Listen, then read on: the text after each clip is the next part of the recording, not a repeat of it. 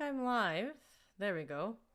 And I cannot hear myself, so I have a new mic this time, and I'm going to take these off because I can't actually hear myself on them, anyways. So I am coming to you live today to talk to you about what has been going on in Edmonton's real estate market, and I have distractions here going on.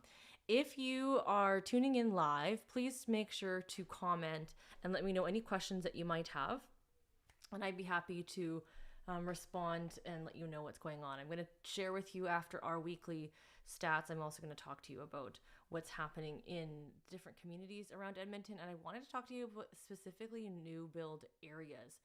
There's not a lot of information about them, and people are always asking questions about these new areas. So let's first start talking about the current listings that we have here live, active, single family, 2289. So this is the first week it actually dropped. It has been going up week over week in the last few months, and it just went down this last week.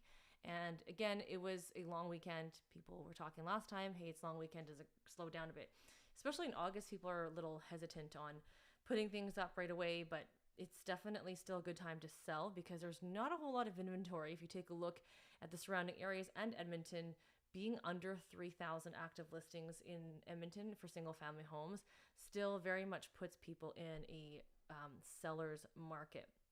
Now, that being said, you can overprice your house, and even though there's nothing to look at, people can still not put an offer on your property. So let's take a look at what went pending this last week. So in the last 7 days, we saw pending sales in Edmonton actually decrease. So not as many houses went under contract, and in St. Albert, a little less, same as Sherwood Park and Spruce Grove.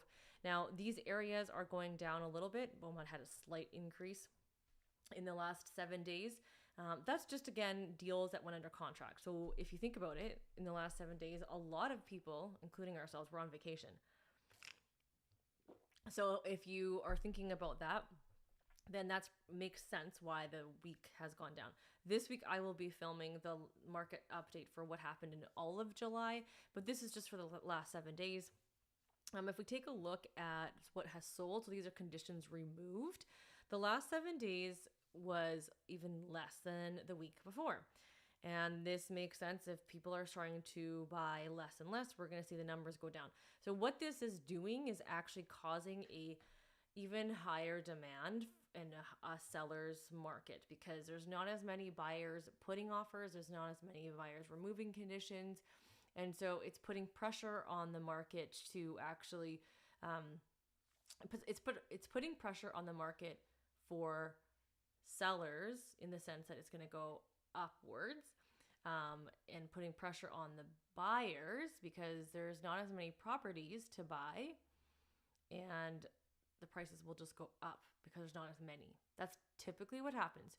You're not going to see a decrease in price until we see a huge amount of inventory. And I'm talking like 3,500, 4,000 single family listings. Then maybe we'd see the price adjust a little bit. One of our posts that we were working on for Instagram is talking about the average price in Rosenthal and how it's changed over the last 4 to 5 years. And yes, it has gone up. Now, that's a standard thing that the prices do go up year over year, but they usually move at a pretty slow pace here in Edmonton. And what we've seen is that Edmonton's average price has gone up, and I can show you that actually in this video. We're also going to talk to you about what happened last year at this time. We've been always comparing this year to last year, and you can see that we had 143. Let me just double check if that's last year. So in the last 7 days, 143 sales. So compared to last year, we had 143 this year, and we had 239 last year. So we're definitely quieting down. And usually what happens is the first half of the year is stronger. Everyone's very over optimistic. So in our, what do you call it? The market update or the market forecast seminar in January, they talk a lot about the optimism of seeing the increase in price of 10%. I'm not sure we're going to see 10%. I think we've seen it come out a little bit, but then it ends up coming and adjusting the last half of the year. because the prices aren't as high. If you look at new build properties, they're definitely not any cheaper. They're not going down. And it's not just the builder's decision on pricing, it's also the developers who charge more money for those lots. So if you're waiting for a lot to pop up and the salesperson saying, oh yeah, just wait until, 3 months from now, whatever, it's the prices are always higher when the new land comes out. That's always been happening no matter what kind of market we've been seeing. So let's take a look at I'm going to show you what's going on in Rosenthal. So if you take a look at the Rosenthal stats, this is the sales, and let me just see what months it is. So it goes here. I just want to know how long it is. So this is Rosenthal. The lowest price listing right now is $344,998. That's these. The garages are on the third floor, so there's no basement. That's these ones, all under 400. And then you've got a duplex at 400, and you've got a house here at 490. So I don't even know if this has a garage actually. Yes, there's a garage at 490. And this one's pending. So these are single family detached garage homes. And I'm not sure why my window does not want to open, because I'd like to see the year built. And then these ones are, so the ones with the front attached garage homes that are in Rosenthal in the fives, in the low fives, they're going to be homes that are a little bit older. And then this one is not that old, but now we're in 550 and looks like a smaller layout. Oh, this looks like a laned house. Yeah, this is a laned house. This is front attached garage, but these are older homes. They're not as new as the modern new. Let's take a look inside and you can see finishings are a bit more dated. And so those are the 550 range. 560, here's some newer ones. This is 570. This looks like a Paysetter house. Yep. This is a model that's quite popular with like the wall-to-wall windows. You can see it's a bit smaller of a floor plan. I believe it's like 1,800 square feet. And then you're looking up in the sixes. This is the old show home that Paysetter had. That's 609. You can see, why are the prices going up? That's builders for you. That's what they like to do. They like to put higher prices because they see that the market is low in inventory and they know they have inventory, so they just make it go up, which is really annoying. But we sometimes do look at new builds because it gives us more options and choices to decide between if we want to buy old or new. Because if you're buying old, now prior to the market booming in the last 5 years, it was really cheap to buy new. It was actually cheaper to buy new than it was to buy resale. Now, of course, it's gone back to a lot more money. On average for resale, for years, you're looking at 50 to 100K difference in price, but then it's brand new versus 5 to 10 years old. So if that's important to you, that's something to consider as well. Building from scratch, you might think, oh, this is 610. They're asking up in the 700. So you don't see them here because they don't put new builds on MLS. But in here, you'll see that these are all sixes here. For over 2,000 square feet, you will be paying over 600,000 for a newer home in this area. So if we took a look at the Edmonton map here, I know some of your comments were asking me about certain areas. So I want to show you some of the areas and let you know about. I can take a look on Paragon and show you where things are at. So this is Edmonton, and you can see here, this is the Anthony Henday, this 216, right? So that's the Anthony Henday ring, and anything outside of the ring is kind of the newer areas. I'd say 15, 20 years or newer on this side of town, and it depends on where. So for example, Windermere has been around for a while, but there's areas like Keswick that are newer, Chappelle newer, but there's still some older stuff here in Windermere, Ambleside. Ambleside's one of the older areas in Windermere. You also have old areas in Windermere that are the acreages. So some of them don't actually, believe it or not, have city water. They're really expensive properties in there, $1 million upwards, and you can see they've got ravine river access. The uplands, River's Edge and Stillwater are all newer areas. These would all be in the last 5 years.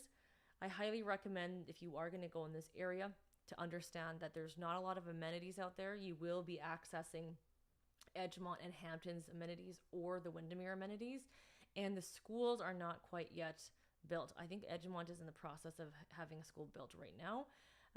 And the one area I would stay away from is Stillwater. If you are my client, I'd be happy to share with you reasons why. But if you're going to go in this area, Uplands and River's Edge is where I'd recommend. And just FYI, these are all like acreage areas. So it's kind of crazy how we've kind of like seeped out into the area. The corn maze used to be really far from Edmonton. We'd always be like, okay, we're going to go for a day trip to the corn maze. But now you can see it's so close to these neighborhood communities. If you go up into here, so this is grayed out because this is reserve land. That's why it's grayed like this. So we will not see any more houses being built on this side because this is not Edmonton land. This is the extent of it. And if you look at Rosenthal, this is the end here. This land is not developed. You can see that's a golf club, a country club. But see, this is Atchison. This is an industrial area, so you can't actually move here unless you're a business, but you're not going to live there. There's no house, single family homes or apartments or anything like that out there. And this is the train track here. There's trailer park over here. And then this is Secord. So Costco, oh, that's the business center. I was going to say that's weird because the actual Costco is right over here. And the areas of Secord and Rosenthal aren't as new as they are anymore. Secord's almost done being built out. You can see the map's almost filled. And Secord has been around for a while. We lived in Secord. Now it's been over 5 years since we moved, and it was 10 years before that. So about 15 years ago, it was already almost 10 years old. And so it's, believe it or not, almost a 30-year-old neighborhood, which is hard to believe because the area is still newer. The school is still newer. If you're interested in going to the school, our school system's always in flux, so you'd have to check with the Edmonton Public Schools to see if it is still a lottery. It is lottery, but I've also seen clients of mine move into Secord and still get into the school. So you would best be to check yourself to find out if that makes sense or not. The Rosenthal area has no schools. They have land slotted for it, but there's nothing in construction for it. And believe it or not, sometimes kids don't actually go to David Thomas King School. They go to La Pearl, and that's a bit further away from, it's in the inner part of the city, not on the outskirts, which is what these are considered. The Costco is right over here. So Granville is here. There's the Costco.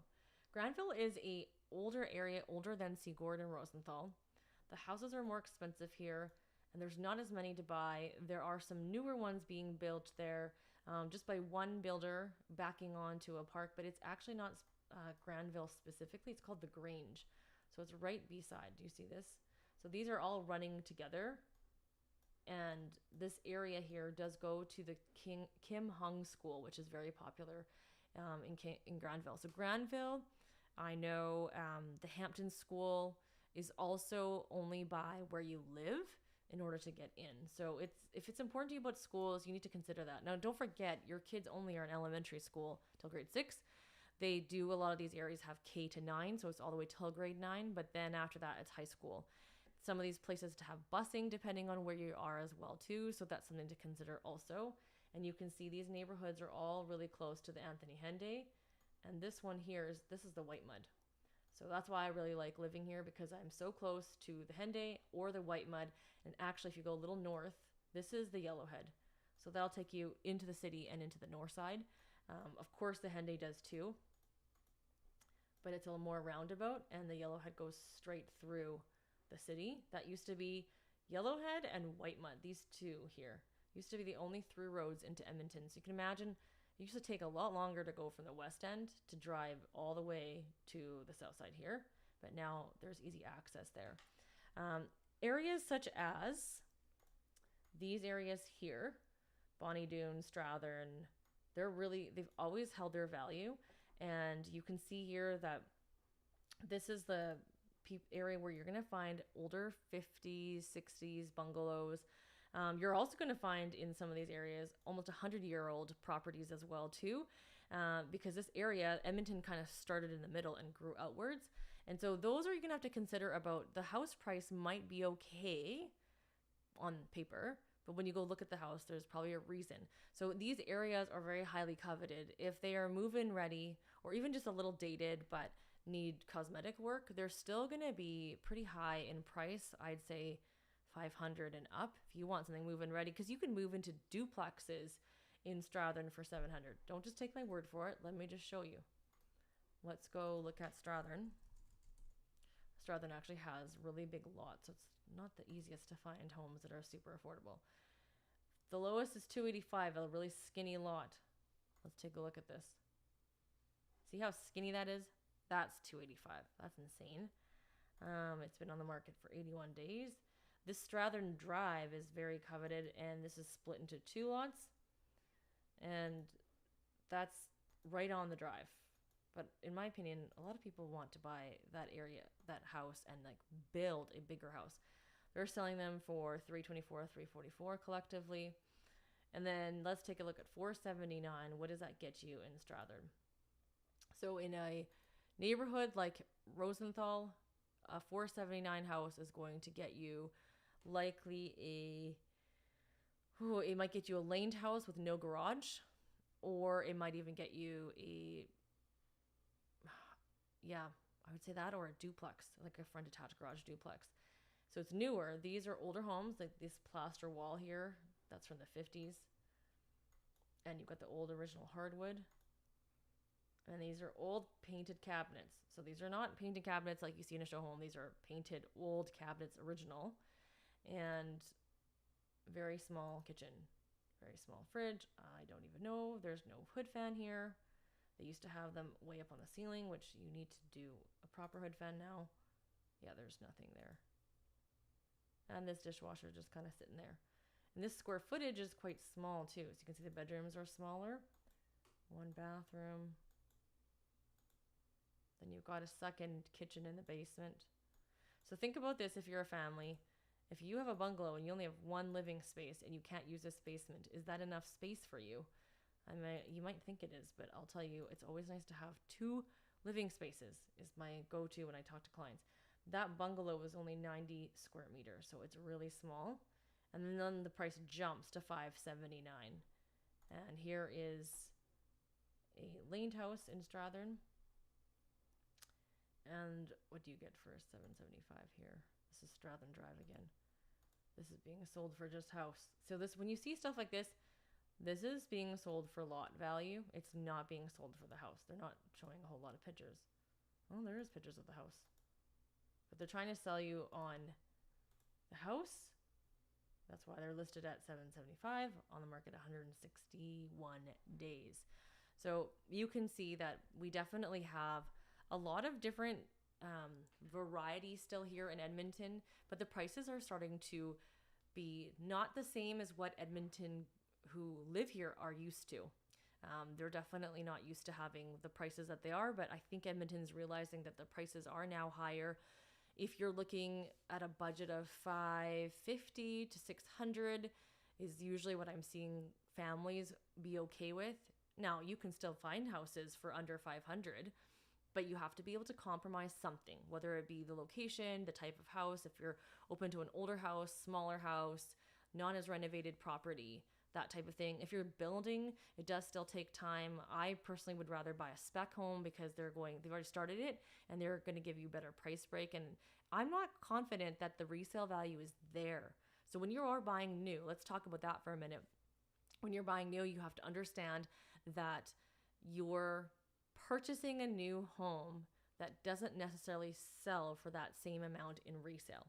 So for example, if you're coming here from BC or Ontario and you're thinking, wow, this is such a deal, $650,000, $700,000 for a brand new house, I'm just going to buy it. What do I have to lose if I don't want to live here? I'll just sell it. Well, the issue is that if you leave in a year or two, one, you have your mortgage that you have to break out of. The other thing is that same house that the builder is now selling, maybe they're selling it for the same amount. Maybe they've even gone up because, like I said to you, the lots are more expensive. You think, oh, I can sell it for more money. You have to look at the resale value because the resale value actually isn't the same. There's a huge difference between the two. And sometimes they vary about 50 $1,000, which is kind of crazy because I know that new builds also have to still put in the landscaping, still put in the window covering, still put in appliances. A lot of the builders have moved away from applying all of the appliances. I see a comment, but I don't know what OMM means. So could you clarify, how about the OMM? I don't know what that means. I can answer it if I understood what that is.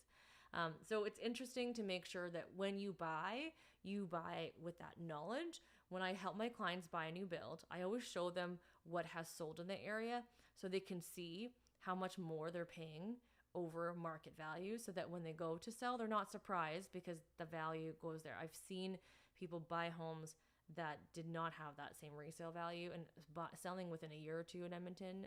Not wise. We are definitely not Toronto or BC for a reason. Oh, so the community of Rosenthal, I actually just talked about that earlier in this video. So when you go watch the replay, you can see I specifically talked about Rosenthal, which is where I live. So I'm kind of biased. But the stuff I talked about was not biased because I was just showing you what has been selling, what's for sale in Rosenthal. The Rosenthal prices have increased year over year. And if you're curious to know exactly how much, make sure to watch on my Instagram at melody_realtor, and you'll see a post that we're going to share about how the prices have increased over the last 3 to 4 years, I think we started at. So it's important for you to think about all the considerations. Rosenthal still has new build properties, but we also have resale. I know people have been willing to spend a little bit more money, but then nothing's coming for sale. So that's the other part of this real estate market that isn't typical of a couple years ago. 4 or 5 years ago, we had, 6 years ago, we had lots of choices, and now we really haven't seen a lot of choices. And that's why sometimes you want to look outside of just the resale. Sometimes you want to look into the new. But if you're looking new, don't forget to look at resale. I don't know why people just look at one avenue and not the other. That's why it's important for me that we look at all of them with you to kind of really figure out what's the most important for you. So today has been a bit of a longer episode back to what I used to do. And if you have questions about these areas, make sure you tune in live so that we can talk about them, and I'm happy to respond. I know that people had asked about the older areas. I did talk about the Trumpeter, Big Lake areas in another video, but just a quick recap over there. There's not very many amenities. If you're looking for resale value, you want to look at nearby schools and amenities, easy access. The further out it is, it changes on resale value. You can imagine that too, because you don't want to drive that far out, right? So make sure to tune in, and I will make sure to let you know when I'm putting my July month out. Probably next Tuesday, I'll be able to update you. See you guys next week.